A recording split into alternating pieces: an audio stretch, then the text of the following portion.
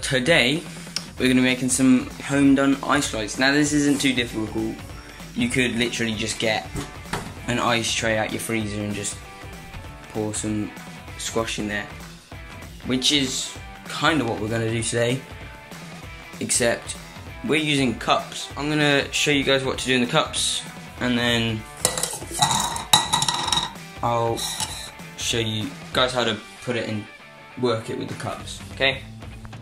Alright, so got the squash, got all our things. So what we're gonna do is we're just gonna, you don't need to use my face. I use blackcurrant in the first one. I only need to show you one actually. So we got one. We're just gonna pour it in as much as you want. Depends how strong you like it. I'm just gonna go to halfway. Then I get some water. Fill it up. Just gonna fill it up the rest of the way. And then, now, fill up the rest of the way. Now this is the bit where it gets a little bit tricky. What we do is, because this is just a balancing act now, get any old teaspoon and just put it in. Now, some people would just try to put it in straight, but that just doesn't work.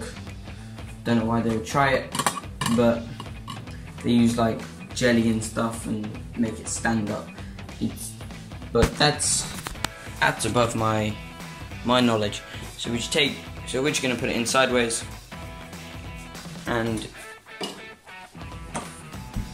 because we don't really mind about the size, we're just gonna get freezer, put it in the freezer. Find a nice stable bit, because you don't want to be making a mess in your freezer, and you'll want to leave it there for 5 hours, and then yeah, it'll be good to go. So pretty successful.